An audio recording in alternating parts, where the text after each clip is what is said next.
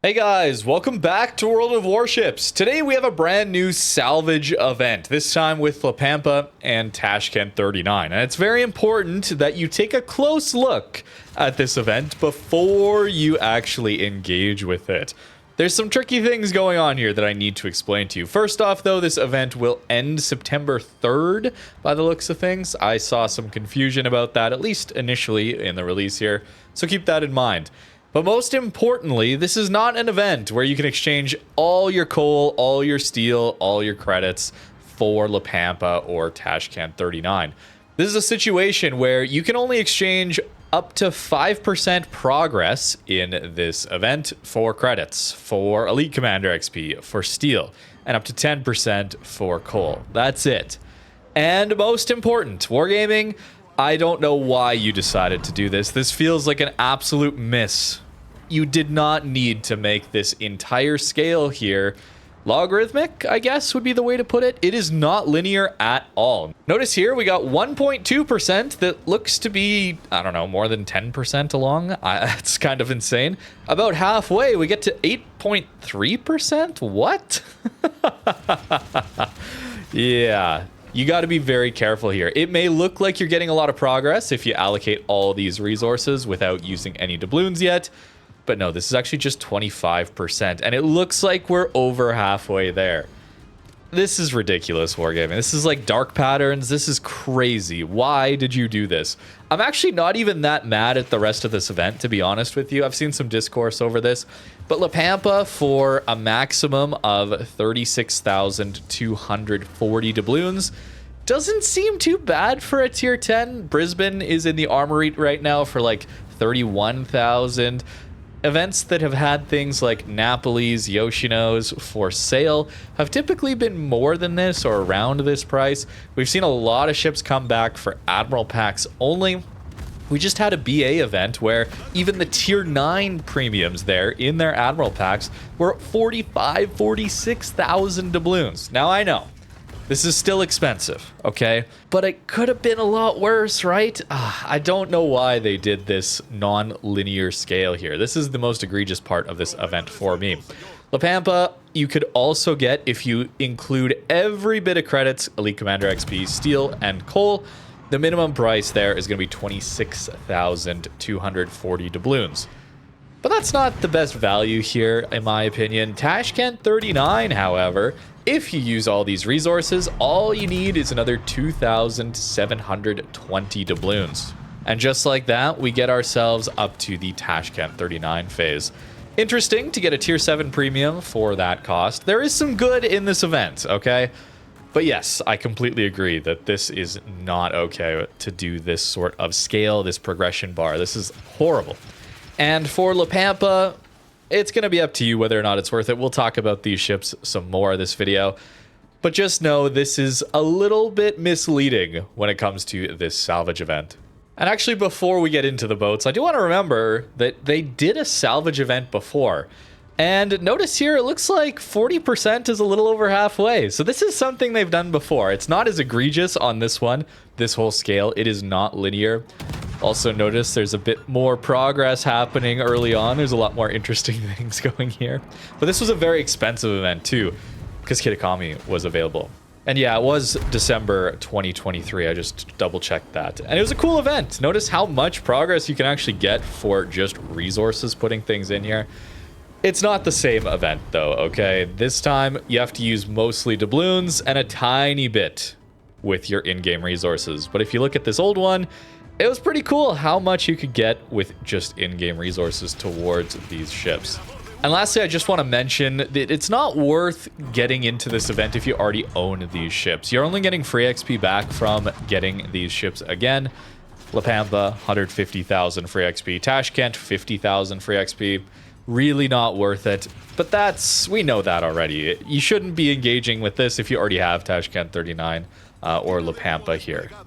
So to me, outside of that egregious misstep by Wargaming on the non-linear progression bar, this feels like a direct purchase option for Pampa. I had to go back and check how was Pampa available for purchase initially. It was random loot boxes, because of course it was. It was released in the last 9 months. So you needed 41,000 doubloons on average to get it in its previous event. This is way, way better. Yes, they could have communicated this event so much clearer, but this is so much better. This effectively is a direct purchase price with even a little discount if you throw in a few in-game resources. This is absolutely close to what I have been asking for from Wargaming. When they're introducing ships, they need to have a direct purchase option. No Admiral Bundle shenanigans preferred, but at the very least, give us a direct purchase option for the content in the game, and don't have us gamble for it on loot boxed events. That's what Pampa was initially, and I'm very happy to see it return like this for a direct purchase price. Now, I do also want to keep in mind that that is very shady to do that non-linear progression bar, but maybe it makes sense. I want to give credit here on Reddit to user Admiral Cured, I guess. Apologies for pronunciation. I'm bad at that, as we all know from the ship names. But they did a great job here of laying out this event in a linear progression bar. From a design I know, okay, it should not have been this way regardless, but from a design perspective, you can kind of understand why they didn't go linear, right? They obviously should have. Obviously they should have, but it does look pretty awkward when you run it in a fully linear thing. You can't even really tell what those initial resources are for. Now, that's not an acceptable excuse, of course, because it's Wargaming that decided the values for these events, and their graphic designers could have just worked with the parameters they've been given to more clearly lay things out. More likely, it's not the graphic designer's fault. Someone at Wargaming decided to make it non-linear, which is a decision that Wargaming really needs to reconsider, because they're putting out great events right now. The updates have been excellent. The current update, the future updates coming through, the recent dev blogs, what they're looking at as far as game balance and fixing bugs, updating old maps. It's all really good, but these small little missteps, everyone's so ready to jump on them. Myself included, okay? I gotta watch myself a little bit here. I think this is a solid event. But just this one misstep and the entire discourse around it is not that, oh, we get a direct purchase option for a tier 10 premium for a non-Admiral bundle price with a tier 7 premium for a nice discount midway through. Suddenly, it seems like online the discourse has been revolving around it being a bit of a scummy event, a bit of a cheated event, and that's quite disappointing. Wargaming, you could easily fix the discourse around your game just by not making these, in my opinion, pretty basic mistakes. But for now, let's get back to these ships and talk a little bit about their playstyle. If you are interested at getting these ships, they're both Torp boats. You need to know that up front. Pampa, much better detection for a Torp boat, interesting consumable loadout. Tashkent 39 is a weird one, though. We're taking a gunboat DD hull and then removing the guns and giving it a decent amount of torp power. You have 4th best at your tier for Tashkent 39 as far as torpedo DPM. 10 kilometer range, 15,100 alpha damage on those torpedoes. Go 60 knots base too, and 93-second reload. With the torpedo reload booster alongside. It's a powerful torp boat. The problem is going to be your concealment. Getting the concealment down to like 7 kilometers-ish is not good for a torp boat. You're torping from much further away. Typically, you're going to have to use island cover to torp from anywhere closer than that, or get lucky like I did where I'm smoked up and this Iowa still decides to push the flank for us. Torps do very good damage though, but our gun power here is abysmal. That's a common theme for this video, I gotta say. We're gonna see that also with Pampa, but 68,000 HE DPM, horrible, 90,000 AP DPM on this one. So you're big and a bit clumsy, poor detection, and decent torpedo power. It is somewhat interesting, but if you're not into torp boats and poor detection torp boats that are fast at getting around the map, it's a good flanker. But for cap contesting, you're just going to get forced out a lot. Tier 7, you don't have that upgrade slot, that 5th upgrade slot for concealment. So as soon as you get an up tier, it's going to be pretty difficult for you to compete. But for like 2,700 doubloons, how much did I say? 2,720 doubloons? Maybe that's an interesting ship for you to look at. Let's go up to the Pampa though. Here, I know, okay. Don't take a gunfight with a small and a close range. Yes. But look at how much support I have.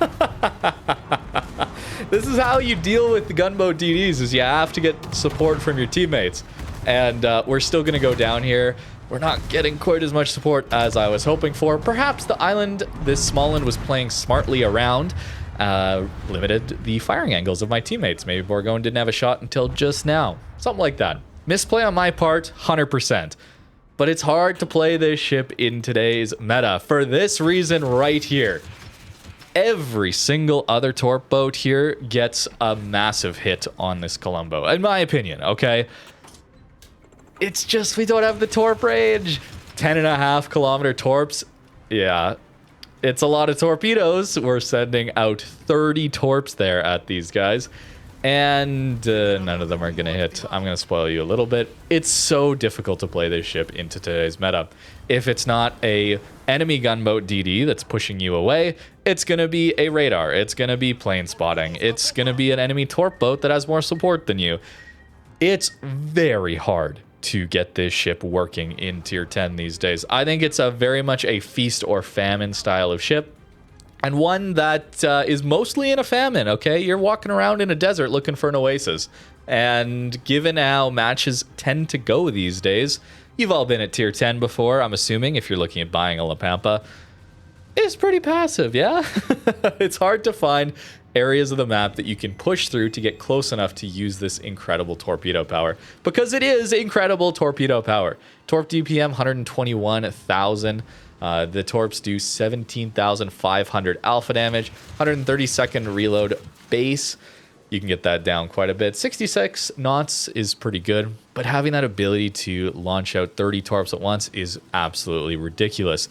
You also have this F key here, allowing you to get your consumables back so much quicker, but it forces you to stay dark, okay? That's how these combat instructions work.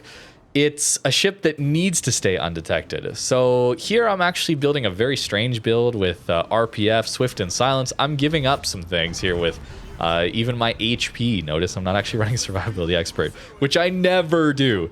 But in this case, I'm playing this ship always as undetected as I possibly can get, so I tried it. We'll talk about the builds in port in a little bit.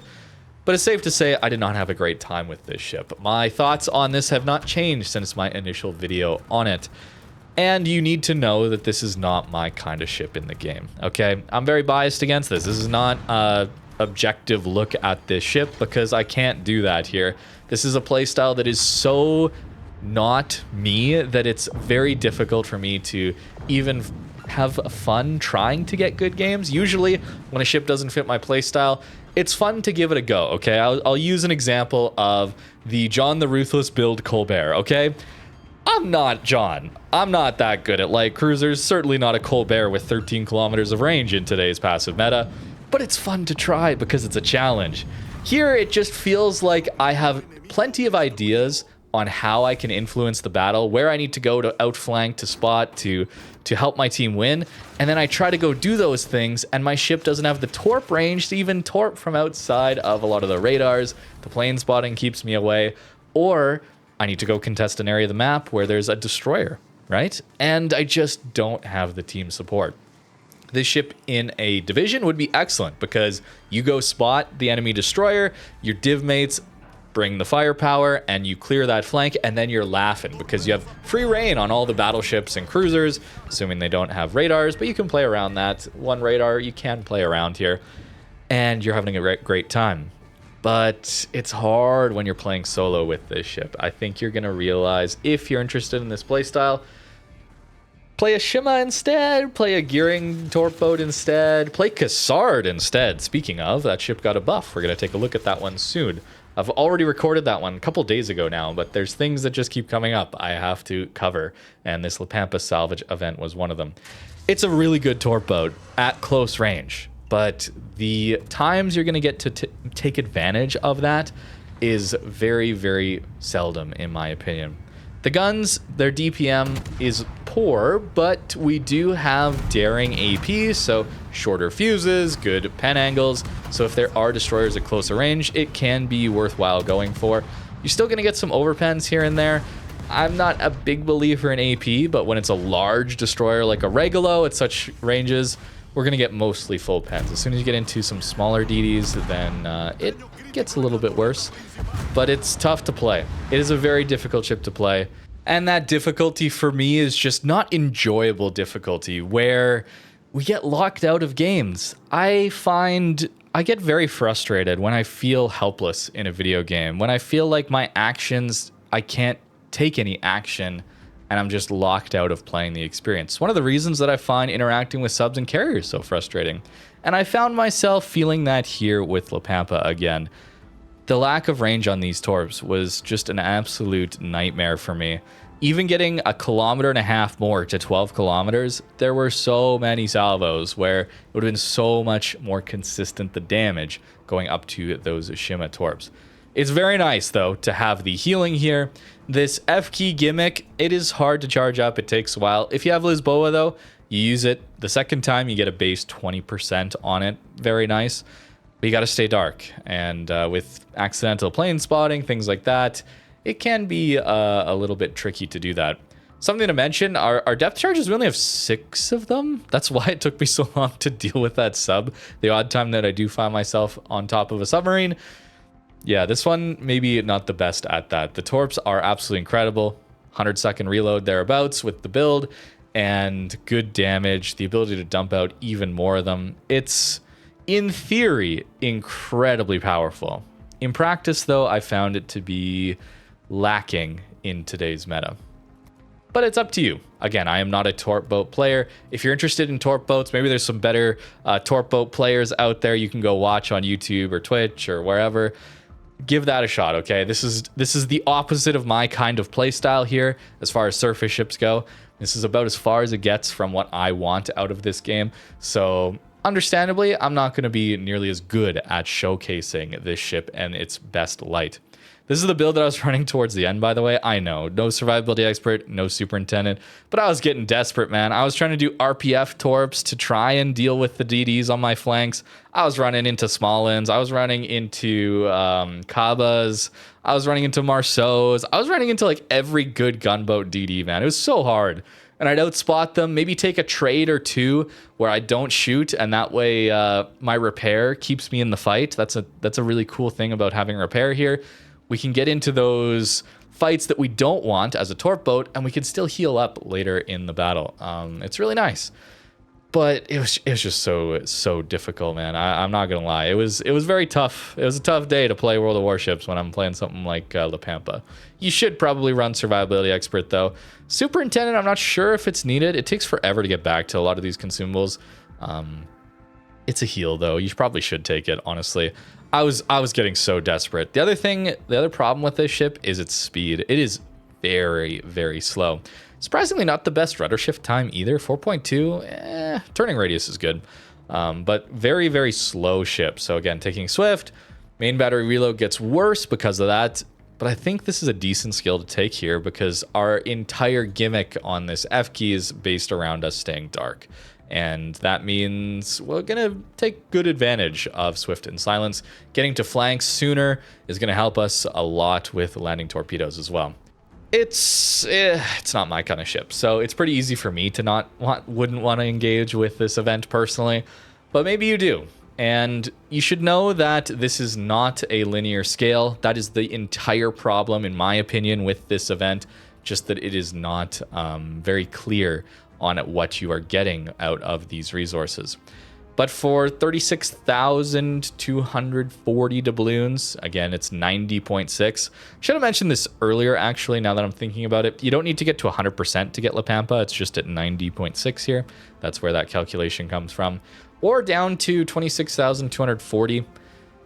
That's decent for what we have here. I don't see this as a scammy event, personally. I see this as an insane dark pattern on a decent event that is just overshadowing the entire discourse, which again, wargaming, it's just like an own goal here. Like you created a pretty decent salvage event. It's very different from the salvage event of old, but that one was very expensive thanks to having something like Kitakami. That was ridiculously expensive anyway.